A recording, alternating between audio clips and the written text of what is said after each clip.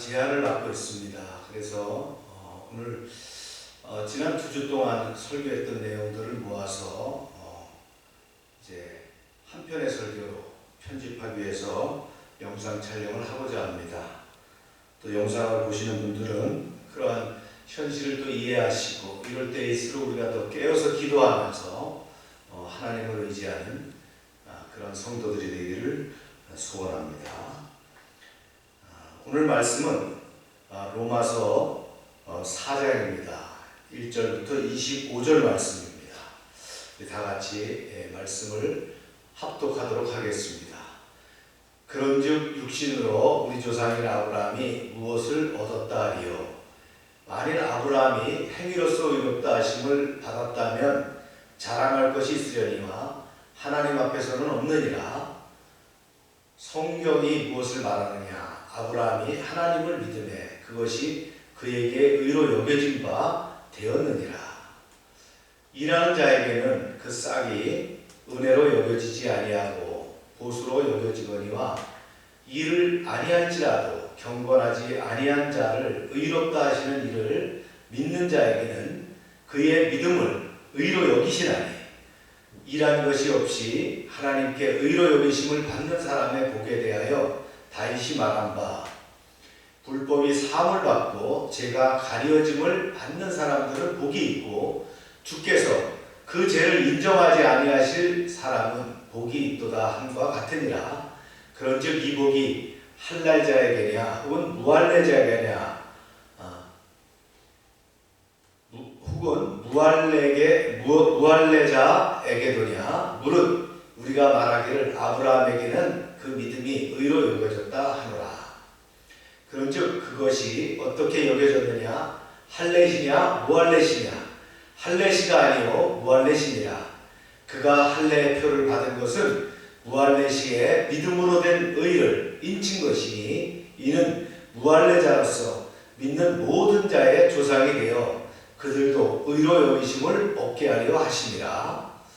또한 할례자의 조상이 되었나니 곧 할례 받을 자에게뿐 아니라 우리 조상 아브라함이 무할례시에 가졌던 믿음의 자취를 따르는 자들에게도 그러하니라.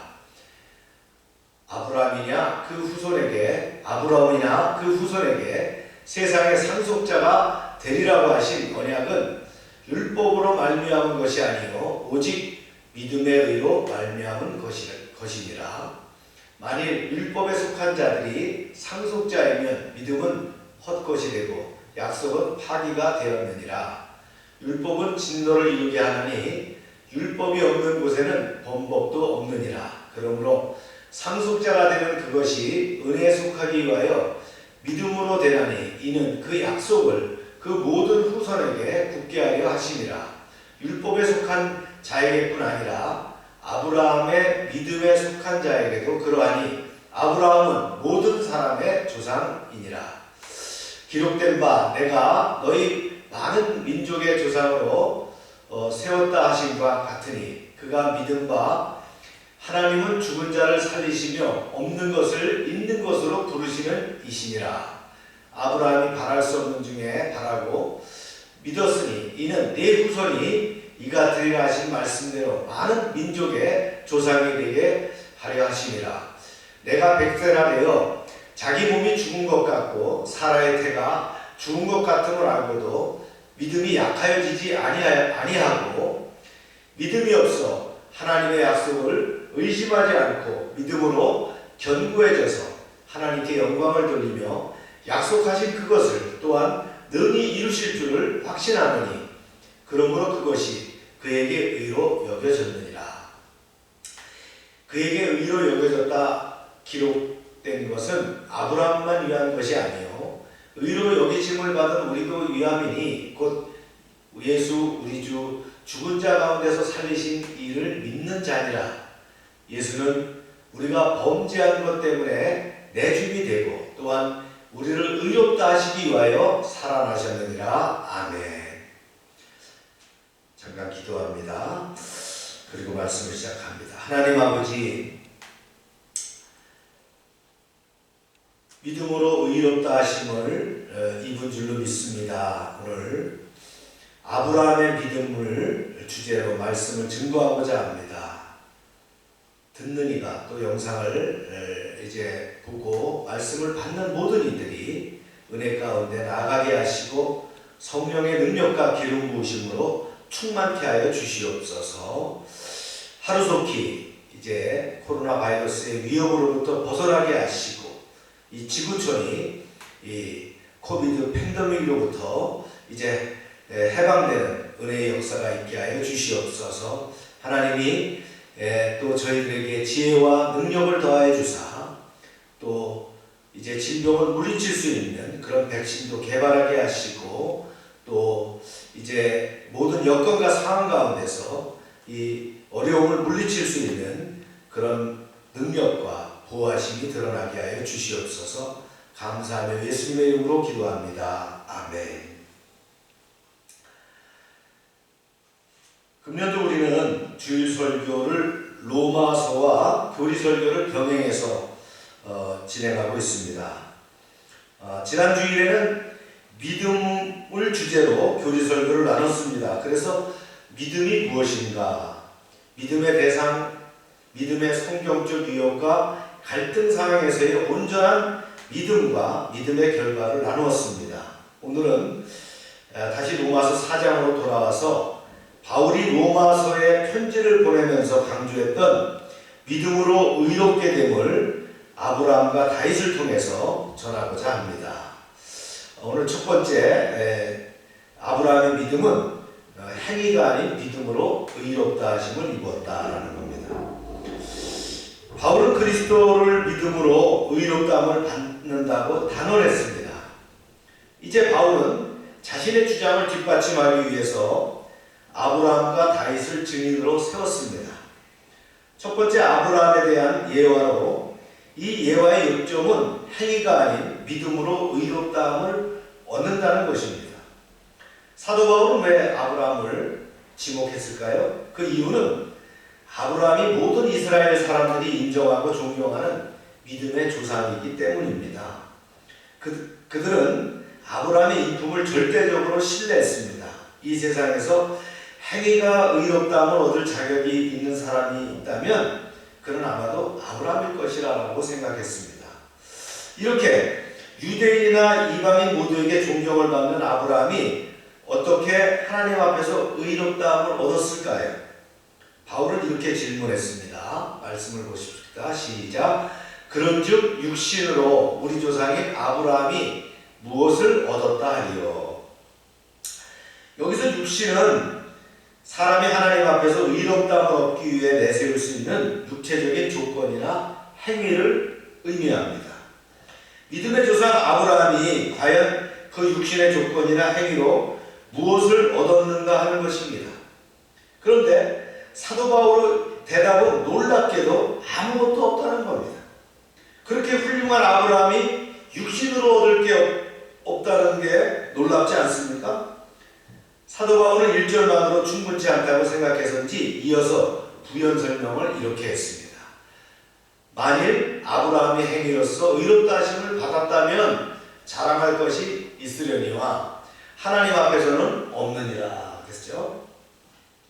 바울은 만일이라는 가정법을 썼어요. 헬라에서 사용되는 가정법의 용례 몇 가지가 있는데 여기서는 절대 일어날 수 없는 가정법이라는 거예요. 마치 해가 서쪽에서 뜨는 것처럼. 만일 아브라함의 행위로서 의롭다함을 얻기란 불가능했지만 혹시 가능하다고 해도 어떻다는 겁니까? 사도는 명백하게 얘기합니다. 아브라함이 그 육신적 조건이나 행위로 의롭다함을 받았다면 자랑할 것이 있겠지만 하나님 앞에서는 그렇지 않다는 말입니다. 그렇다면 도대체 아브라함은 무엇으로 의롭다함을 받았나요? 성경은 또 이렇게 얘기하고 있습니다. 읽어봅니다. 성경이 무엇을 말하느냐? 아브라함이 하나님을 믿음에 그것이 그에게 의로 여겨진 바 되었느니라. 여기서 물론 성경은 모세 오경을 얘기합니다. 창세기 15장에 보면 아브라함이 하나님의 명령을 받고 떠난 지 10여 년이 지난 뒤에 하나님이 다시 아브라함에게 나타났습니다. 아브라함이 고향을 떠날 때 하나님은 세 가지 약속을 하셨습니다. 그 세 가지는 복을 주시겠다는 것과 후손을 주시겠다, 또 땅을 주겠다는 겁니다. 그 약속을 믿고 고향을 떠난 지 10여 년이 넘었는데도 아브라함은 한 뼘의 땅도 소유하지 못했고 한 명의 자녀도 갖지 못했습니다. 이것이 나의 이야기라면 어떻겠습니까? 복과 후손과 땅을 주겠다는 하나님의 말씀 하나만 믿고 무작정 떠났는데 아무것도 이룬 것이 없다는 겁니다. 그때 하나님이 아브라함에게 찾아오셨습니다. 그리고 이렇게 말씀합니다. 보겠습니다. 이후에 여호와의 말씀이 환상 중에 아브라함에게 임하여 이르되 아브라함아 두려워하지 말라. 나는 내 방패요 너의 지극히 큰 상급이니라. 두 가지를 말씀합니다. 나는 내 방패요 지극히 큰 상급이다. 여기서 방패라는 말씀에는 아멘 할 수 있었을 거예요. 왜냐하면 아브라함이 수하에서 훈련된 하인 313명을 데리고 가서 가나안의 연합군을 물리치고 전쟁에서 승리를 했을 때 하나님이 찾아오셔서 나는 내 방패다라고 말씀했기 때문입니다. 거기서 토를 달 수 있겠습니까? 그러나 문제는 나는 너의 지극히 큰 상급이라는 말씀입니다. 이 말에는 아멘이 되지 않았을 겁니다. 그래서 아브라함은 이렇게 얘기합니다. 주 여호와여 무엇을 내게 주시려 하나이까? 나는 자식이 없사오니 나의 상속자는 다메섹 사람 엘리에셀이니이다. 이게 무슨 말입니까? 뼈가 있는 말이죠. 하나님이 상급을 주셔서 주셔도 다 이제 누구한테 간다는 거예요? 자신에게 돌아가는 것이 아니라 자식 자손에게 들어가는 것이 아니라 하인에게 들어간다는 거예요. 아브라함이 얼마나 원통했으면 이런 말을 했겠어요. 덧붙여서 얘기합니다. 주께서 내게 씨를 주지 아니하셨으니 집에서 길린 자가 내 상속자가 될 것입니다. 하나님이 아직도 약속한 자식을 주시지 않았다는 말씀이죠. 이게 무슨 말씀이냐면요, 지금 아브라함이 공손하게 말하는 것처럼 보여도 하나님께 자신의 번민을 토로하는 것이에요. 우리는 하나님 앞에서 이렇게 솔직히 나아갈 수 있어야 될 줄로 믿습니다. 하나님은 아브라함이 왜 그런 말을 하는지 아시고 하나님이 이렇게 대답을 합니다. 보세요. 시작. 그 사람이 네 상속자가 아니라 내 몸에서 날 자가 네 상속자가 되리라 하시고 그를 이끌고 밖으로 나가 이르시되 하늘을 우러러 묵뼈를 셀 수 있나 보라. 또 그에게 이르시되 내 자손이 이와 같으리라 했어요. 하나님은 말씀만으로 부족하다고 생각하셨는지 그 밤에 아브라함의 손을 붙잡고 바깥으로 나가십니다. 그리고 저 하늘의 별을 셀 수 있는지를 보라고 말씀합니다. 4000년 전에 밤하늘이 얼마나 별이 촘촘했겠어요. 하나님은 그 별을 셀 수 있겠냐고 물었습니다. 물론 셀 수 없죠. 그러나 하나님은 아브라함에게 그의 몸에서 태어날 후손이 이와 같을 것이다 이렇게 말씀하셨습니다. 아브라함은 이미 80살하고도 중반이 넘었어요.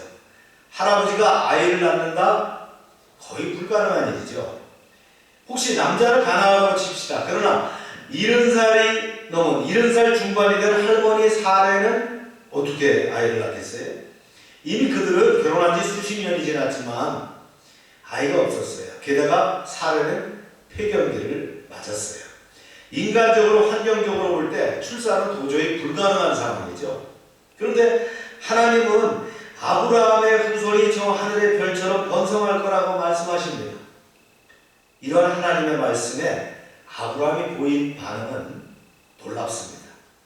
이렇게 말씀했어요. 이렇게 얘기했어요. 아브라함이 여호와를 믿으니 여호와께서 그를 그의 의로 여기시고. 아브라함은 그 불가능한 환경 가운데서도 하나님을 믿었고 하나님은 그분을 향한 그 아브라함의 믿음으로 말미암아 아브라함을 의롭게 여기셨다. 여기서 여기다라는 말을 찾아보니까 수학적인 의미가 담긴 용어입니다. 장부에 기록하다, 생물하다 라는 뜻인데요. 하나님은 아브라함을 의롭게 여기시고 하늘의 장부에 기록하셨습니다. 불가능한 환경 속에서도 하나님의 말씀을 신뢰한 아브라함의 믿음을 근거로 그렇게 하셨다는 거예요. 아브라함이 하나님 앞에서 의롭다함을 얻은 것은 그 행위가 착한 삶이었기 때문이 아니라 바로 하나님에 대한 믿음이라는 거죠. 그래서 바울은 이렇게 선포합니다. 성경이 무엇을 말하느냐? 아브라함이 하나님을 믿음에 그것이 그에게 의로 여겨진 바 되었느니라. 우리는 이 말씀을 다시 한번 마음에 새겨야 될 줄로 믿습니다. 그럼 스스로에게 질문을 해보십시오. 행위가 어려울까요? 믿음이 어려울까요? 저는 목회하기 전에 행위가 훨씬 더 어렵다고 생각했어요. 그런데 목회를 하면서 행위보다 믿음이 훨씬 더 어렵다는 것을 깨닫게 됩니다. 그 이유는 자신을 내세우는 것이 행위이고 자신을 완전히 포기하는 것이 바로 믿음이기 때문입니다. 타락한 우리에게는 자신을 포기하고 싶지 않은 마음이 있습니다. 아니 오히려 내 자신을 내세우려고 합니다. 모든 도덕주의자, 종교주의자들의 숨은 동기들을 보면 다 그 안에 뭐가 있어요? 자신의 노력이 있다는 거예요. 믿음은 내 생각을 포기해야 하는 것이기 때문에 어렵습니다. 나를 온전히 포기하고 하나님 앞에 굴복해야 합니다. 하나님 앞에서 저는 힘이 없습니다. 저는 선한 것이 하나도 없습니다. 저는 할 수 없습니다. 저를 긍휼히 여기소서라고 할 수 있어야 합니다. 믿음은 포기하는 것입니다. 물론 쉽지 않습니다. 그러나 성경은 이 세상에서 가장 의로운 자로 인정받았던 믿음의 조상 아브라함조차도 하나님 앞에서는 행위로는 자랑할 것이 하나도 없다라고 말합니다. 그가 하나님 앞에서 의롭다함을 얻은 것은 다름이 아닌 자신을 철저하게 포기하고 하나님을 온전히 신뢰하는 믿음을 통해서였다라고 말하고 있습니다. 사랑하는 여러분 기억하십시오. 우리를 하나님 앞에서 의롭게 여김을 받는 것은 행위가 아니라 자신을 포기하고 하나님만을 바라보며 순종하는 것입니다. 이 절대적인 믿음이 우리를 살리고 의롭게 합니다. 아브라함이 의롭다함을 얻었다면 우리도 할 수 있지 않겠습니까? 아브라함의 믿음을 본받아서 하나님을 의지하는 믿음 안에서 여러분이 거하는 그런 복이 있기를 축원합니다. 그럼 아브라함의 믿음 제 두 번째인데요. 두 번째는 대가가 아닌 은혜로 의롭다 하심을 얻었다는 겁니다.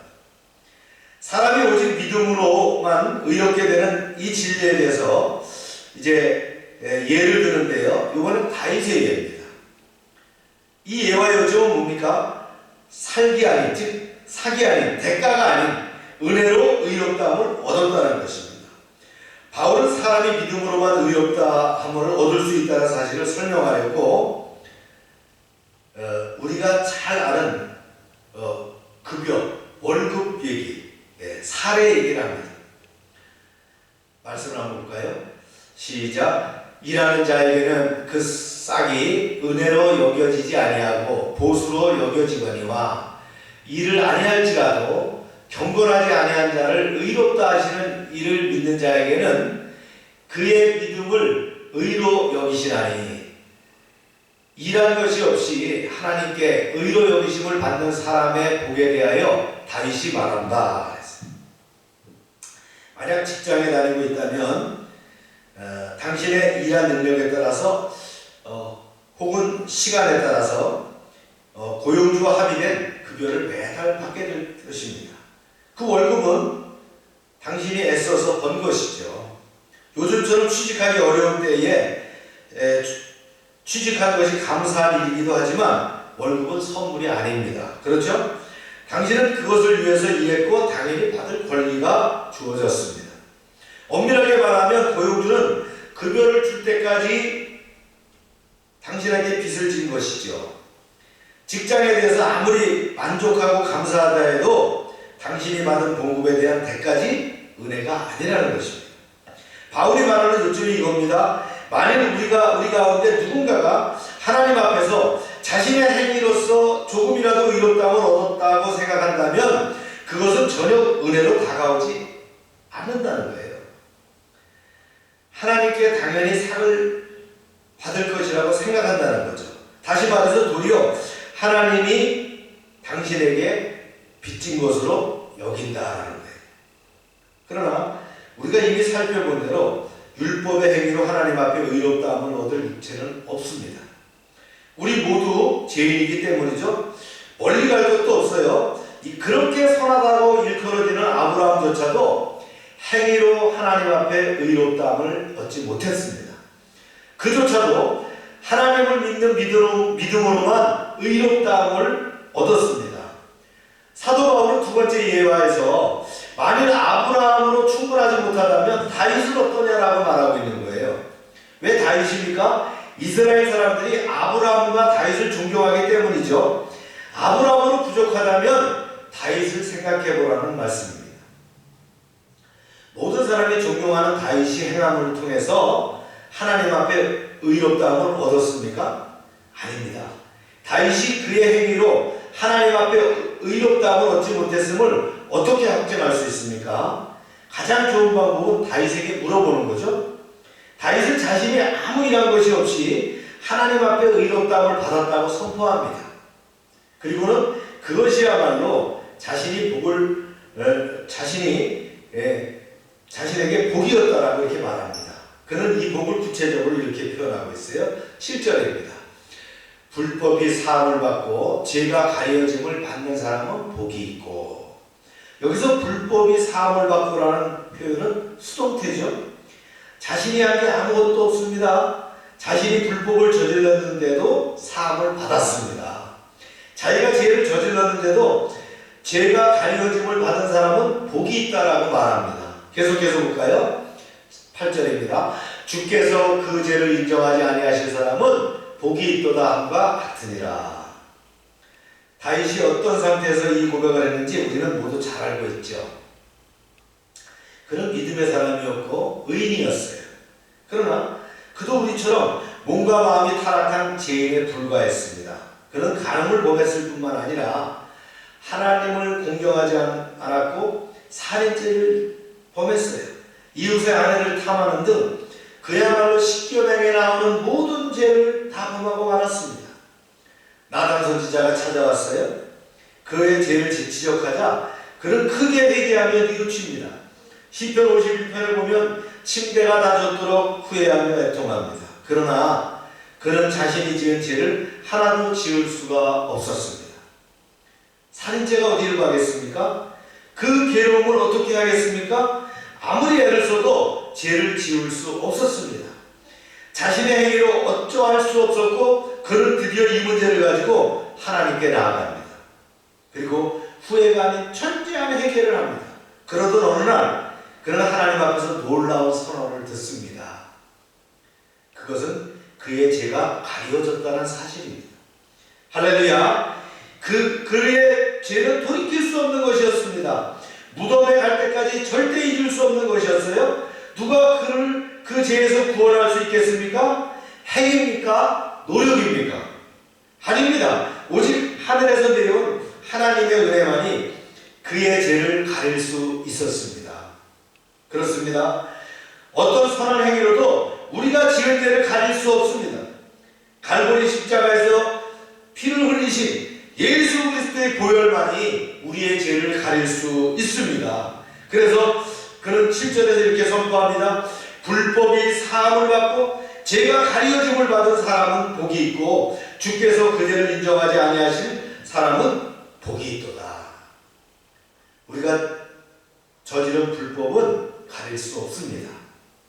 내 죄를 가리려면 누군가가 대신 피를 흘려야 합니다. 그래서 하나님의 아들 독생자가 이 땅에 오셔서 갈보리 십자가에서 피를 흘리셨습니다.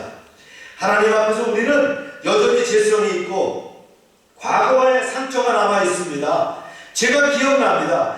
그러나 내가 하나님을 믿는 그 순간 하나님은 나를 가리고 앞에 막아선 예수님의 보혈을 통해서 나를 보시는 겁니다. 그리고 이런 나를 의롭다고 선포하십니다. 그렇습니다. 믿음만이 우리를 의롭게 할 수 있습니다. 할렐루야. 네. 다음 이제 아브라함의 믿음 세 번째예요. 네. 의식이 아닌 믿음으로 의롭다 하심을 얻는다는 거예요. 말씀을 읽어볼까요? 시작. 그런즉 이 복이 할례자에게냐 혹은 무할례자에게냐. 무릇 우리가 말하기를 아브라함에게는 그 믿음이 의로 여겨졌다고 하노라. 그런즉 그것이 어떻게 여겨졌느냐? 할례시냐 무할례시냐? 할례시가 아니요 무할례시니라. 바울은 사람이 오직 믿음으로만 의롭게 됨을 보여주는 예로서 다름 아닌 할례를 듭니다. 핵심은 의식이 아닌 믿음으로 의롭다함을 얻는 것입니다. 의식은 뭐예요? 리추얼이죠. 예전, 행사, 예배 이런 걸 얘기하는 거죠. 우리는 의식을 좋아합니다. 예배도 하나의 의식이죠. 우리 민족은 특히 종교성을 가진 민족이기 때문에 이런 의식을 좋아합니다. 그래서 높은 산이나 또 신기한 바위 있는 곳에 가면 늘 초를 켜고 기원했던 흔적이 있는 걸 볼 수 있죠. 또 이제 산이나 이런 데 가서 고개를 넘다 보면 뭐가 있어요? 꼭 성황당 같은 그런 것이 있는 걸 볼 수 있어요. 종교심 있는 사람들은 정성껏 행하는 의식이 신을 감동시키고 그 의식을 통해서 자신의 잘못이 가려진다고 오해를 합니다. 유대인들도 마찬가지예요. 그들은 할례 의식을 매우 소중하게 생각했어요. 그래서 급기야 그들은 할례가 이방인들과는 다르게 자신들만을 의롭게 만든다고 생각했어요. 오늘날 예배를 드리러 나온 사람 중에도 의식이 자신을 의롭게 한다고 여기는 사람이 얼마나 많은지 모릅니다. 그들은 왜 예배를 드립니까? 예배를 드리고 양심의 가책이 조금 덜해지기 때문이죠. 자신이 그렇게 예배를 드리고 헌금도 하고 교회에서 충성하고 봉사했으니 하나님의 죄에 대해서 조금은 눈 감아주실 것이다 라고 생각한다는 거예요. 성만찬에 그런 능력이 있다고 생각하는 사람이 있습니다. 신뢰가 나를 의롭게 한다고 생각하는 사람도 또 많습니다. 주기도문이나 신앙 고백을 암송할 때 의롭게 된다고 여기는 사람도 많습니다. 그러나 하나님은 이 세상의 그 어떤 의식도 우리를 의롭게 할 수 없다고 선포하셨습니다. 바울은 이스라엘 백성들에게 아브라함이 의롭다고 올 때가 언제인지를 묻습니다. 과연 할례를 받고 난 이후인지 그 전인지를 묻습니다. 아브라함은 하나님 앞에서 의롭다함을 얻은 이후에 10년도 더 지나서 할례를 받았죠. 그러면 할례의 의미는 무엇입니까? 바울은 이렇게 말하고 있습니다. 시작. 그가 할례의 표를 받은 것은 무할례시의 믿음으로 된 의를 인친 것이니 이는 무할례자로서 믿는 모든 자의 조상이 되어 그들도 의로 여기심을 얻게 하려 하심이라. 또한 할례자의 조상이 되었나니 곧 할례 받은 자에게뿐 아니라 우리 조상 아브라함이 무할례시에 가졌던 믿음의 자취를 따르는 자들에게도 그러하니라. 아멘. 사랑하는 여러분, 하나님은 실수하지 않으십니다. 곧 할례 받지 않은 믿음으로 된 의는 할례와 아무런 상관이 없습니다. 바울은 그 의를 인친 것이니라고 했습니다. 인침은 뭡니까? 인감도장을 찍었다는 거예요. 공증을 했다는 거예요. 예배는 제사함을 받으려고 드리는 게 아닙니다. 매일 새벽 기도를 드리고 몇십 년 동안 예배를 드린다고 해서 제사함을 받지 못합니다. 의식은 우리의 죄를 사할 수 없습니다. 머리에 물을 뿌리거든 물속에 1시간을 잠그든 아무 소용이 없습니다. 신전을 수천 번 암송해도 의롭게 할 수 없습니다. 그러면 우리는 의식을 왜 행합니까? 의식의 의미는 우리가 믿음으로 받은 의를 선포하는 것입니다. 정말 믿음으로 의롭다함을 얻을 자가 드리는 예배는 다릅니다. 두려움이 아니고요, 의무감이 아닙니다. 하나님이 믿음으로 내 죄를 사하셨고 의롭게 해주셨으니 자발적으로 하나님 앞에 나와 마음을 열고 감격하여 예배를 드리는 것입니다. 그러한 의식과 예배를 드리면 어떻게 됩니까? 하나님과 친밀감이 생깁니다. 믿음은 행위가 아닙니다. 육신적인 조건이나 의식이 아닙니다. 오직 믿음입니다. 믿음은 친밀감입니다. 지금도 교회 나올 때 행위를 의지하여 나오는 분들이 있어요. 겉으로 보기에는 그들이 대단해 보일지 모르지만 그러나 하나님은 그것을 원치 않으신다는 거예요. 하나님이 원하시는 건 뭡니까? 믿음입니다. 믿음은 관계입니다. 그 친밀한 관계, 곧 사랑이라는 거죠. 우리는 믿음으로 의롭다함을 받았습니다. 믿음이 나를 의롭게 합니다. 행위가 율법이 아니라 그 믿음 안에서 날마다 살아가기를 주님의 이름으로 축원합니다. 다음은 이제 아브라함의 믿음 네 번째입니다. 율법이 아닌 믿음으로 의롭다 하심을 얻었다는 거죠. 말씀을 읽어보겠습니다. 아브라함이나 그 후손에게 세상의 상속자가 되리라고 하신 언약은 율법으로 말미암은 것이 아니요 오직 믿음의 의로 말미암은 것이니라. 아브라함이 세상의 상속자가 될 것이라는 약속을 받은 것은 율법으로 말미암은 것이 아니오라고 했어요. 왜 그런가요? 율법은 아브라함이 살았고 구원받은 때보다 500년 후에 모세를 통해서 주어진 것이기 때문입니다. 아브라함은 율법을 몰랐기 때문에 율법에 순종할 수가 없었어요. 그러면 아브라함은 어떻게 구원을 받았을까요? 하나님의 약속을 신뢰했기 때문에 구원을 받았어요. 사실 율법은 구원에 이르는 통로가 될 수 없습니다. 말씀을 한번 봅니다. 시작. 만일 율법에 속한 자들이 상속자이면 믿음은 헛것이 되고 약속은 파기되었느니라. 율법은 진노를 이루게 하신 하나니 율법이 없는 곳에는 범법도 없느니라. 아멘. 율법으로 살아가면 선물이 아니라 율법을 지킨 대가를 신뢰하는 것이므로 약속된 것을 받지 못합니다. 약속이 어떤 형태든 율법의 준수에 의지한다면 누구도 율법을 지킬 수 없기 때문에 그것은 아무 소용이 없습니다. 율법이 할 수 있는 것은 뭡니까? 우리에게 부족한 것이 무엇인지를 보여주는 것밖에 없습니다. 15절에 그랬죠? 율법이 없는 곳에는 범법도 없느니라. 바울이 율법을 모르고 죄책감도 못 느낀다는 말을 한 건 아니에요. 범죄는 알면서 의도적으로 경계선을 넘는 거죠. 만약 내가 모르고 사유지를 침범했는데 불법 침입에 해당하지만 내가 사유재산 출입금지라는 팻말을 보고서 침범한다면 명시적으로 법을 알고 깨뜨렸기 때문에 나는 불법 침입의 범법자가 되는 거예요. 따라서 율법을 하는 것은 우리를 상속자로 만드는 것이 아니라 오히려 이중적 죄를 짓게 만드는 것이라는 거예요. 말씀을 다시 보겠어요. 좀 길어요. 그러므로 상속자가 되는 그것이 율법에 속하기 위하여 믿음으로 되나니 이는 그 약속을 그 모든 후손에게 굳게 하려 하십니다. 율법에 속한 자에게 뿐만 아니라 아브라함의 믿음에 속한 자에게도 그러니 아브라함은 우리 모든 사람의 조상이라 기록된 바 내가 너를 많은 민족의 조상으로 세웠다 하신 것 같으니 그가 믿은 바 하나님은 죽은 자를 살리시며 없는 것을 있는 것으로 부르시는 이시니라. 그러므로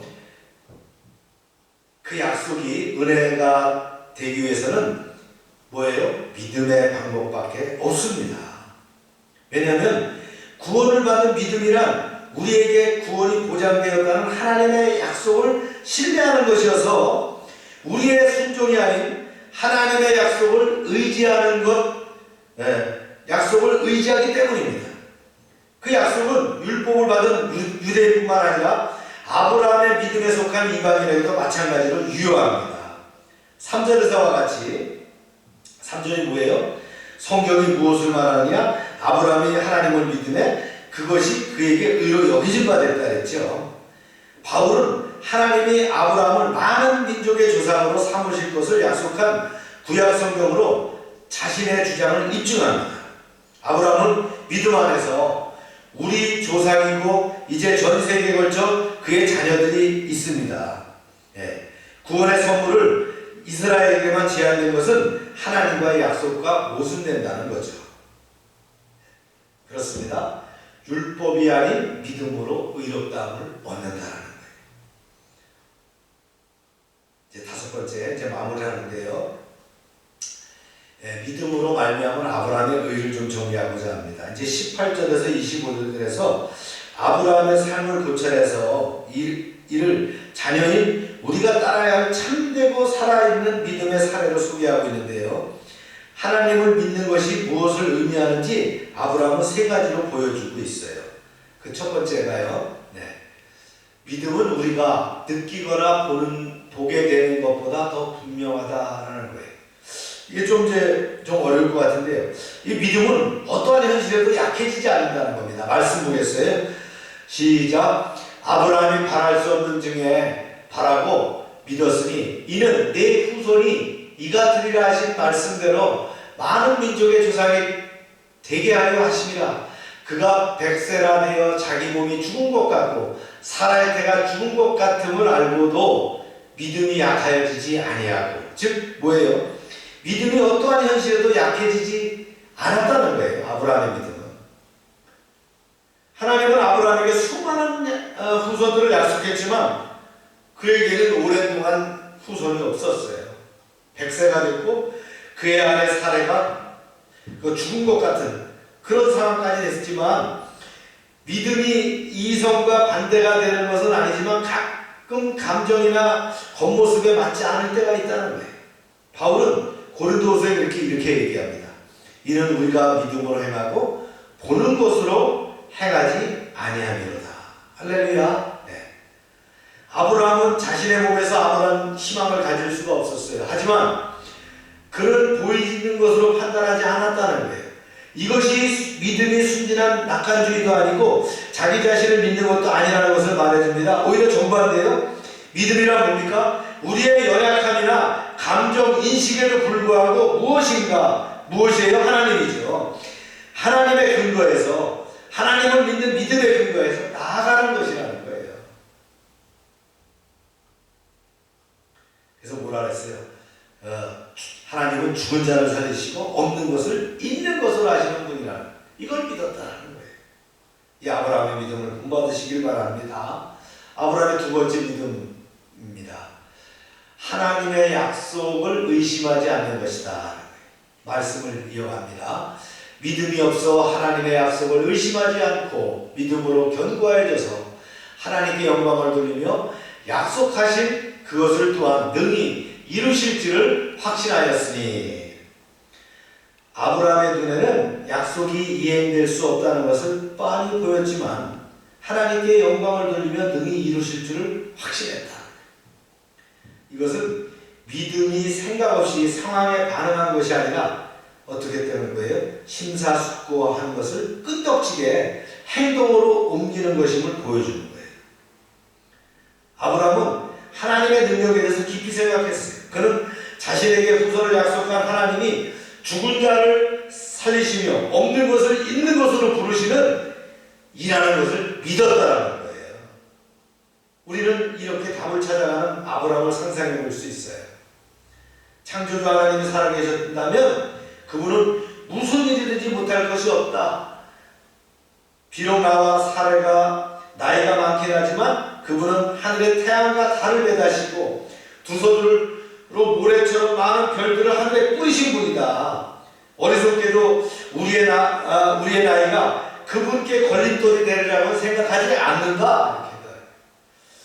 죄송합니다. 믿음은 하나님에 관해서 생각하고 그분에 관한 사실들에 확신하는 겁니다.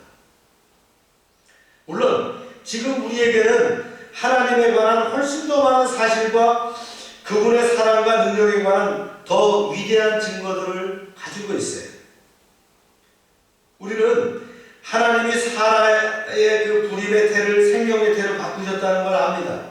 그 능력은 당신의 아들을 다시 살리시는 모습에서 절정에 이르렀죠.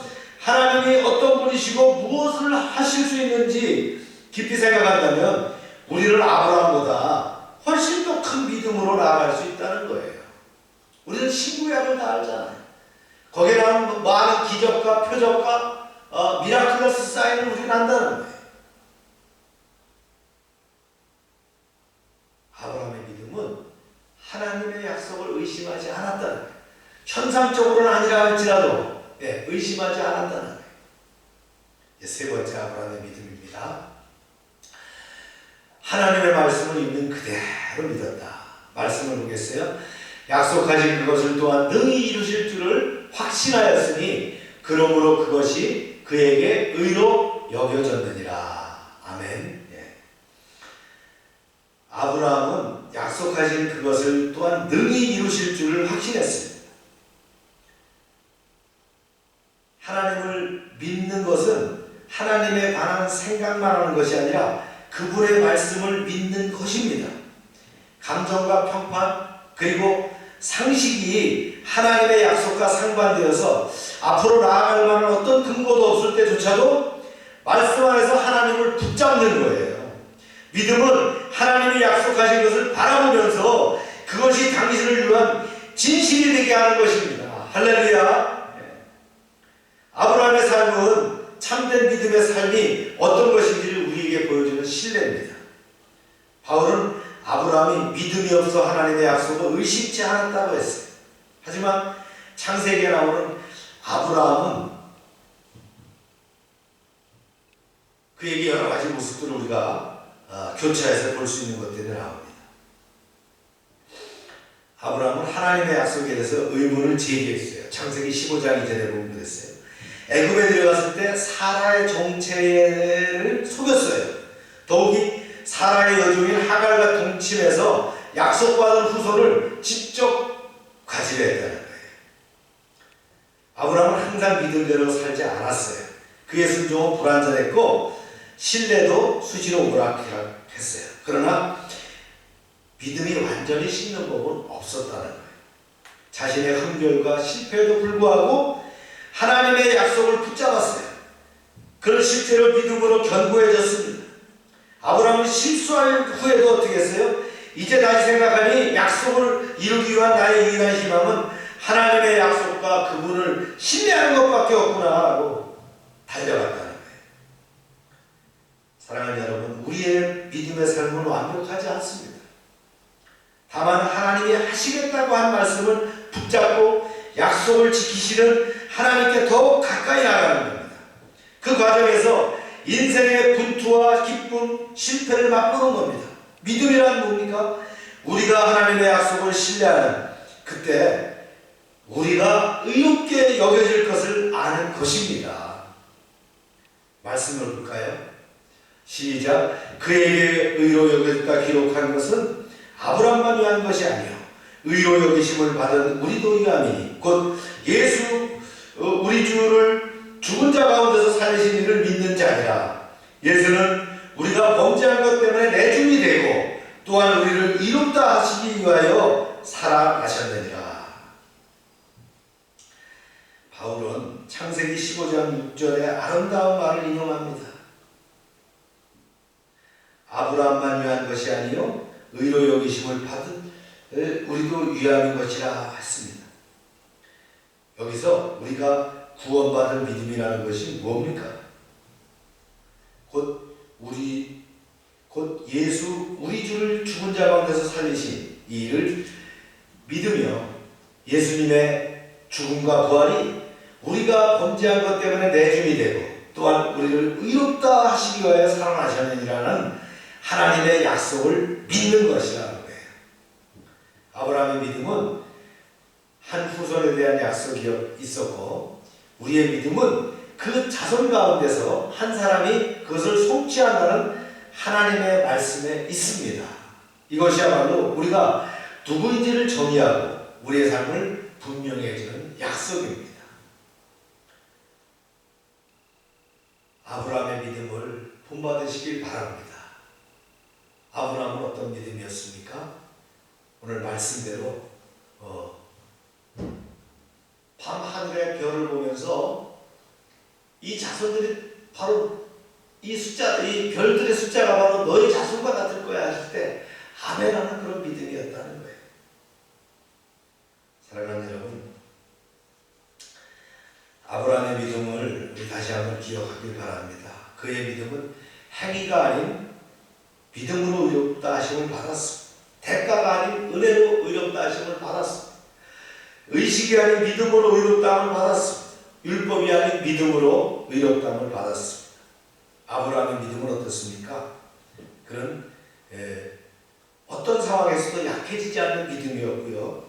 하나님의 약속을 확신하는 믿음이었고요. 하나님의 말씀을 그대로 믿는 믿음이었습니다. 그런 믿음 우리도 소유하길 바랍니다. 그런 믿음 붙잡고 하나님께 나아가기를 축원합니다. 기도하겠습니다. 하나님 감사합니다. 오늘 아브라함의 믿음을 로마서 4장을 통해서 우리가 다시 한번 상고했습니다. 우리는 늘 세상을 바라봅니다. 그 상황에 따라서 생각하고 판단합니다. 오늘 아브라함의 믿음을 본받았어. 사울이 이제 행위가 아니라 대가가 아니라 의식이 아니라 율법이 아니라 어떠한 상황과 여건에서도 약해지지 않으며 약속을 붙잡고 확신하며 말씀을 그대로 믿는 그런 저희가 될 수 있도록 허락하여 주시옵소서. 코로나 바이러스로 이제 지구촌이 어려운 가운데 있습니다. 하루빨리 고난으로부터 이 어려움으로부터 벗어나게 하여 주시옵소서. 오늘 이제 개학이 4월 6일로 연기가 됐다는 그런 매스컴의 보도가 있었습니다. 이런 상황까지 왔습니다. 주님, 저희를 긍휼히 여기시고 도와주셔서 하루빨리 이 난제로부터 이 어려움으로부터 벗어날 수 있도록 축복하여 주시옵소서. 특별히 열방에 속한 모든 가정과 사업장들을 축복하시고 저들의 자녀들을 축복하여 주시옵소서. 이제는 우리 주 예수 그리스도의 은혜와 하나님 아버지의 크신 사랑과 성령의 교통하심이 지금부터 영원토록 함께 하시기를 축원하옵나이다. 아멘.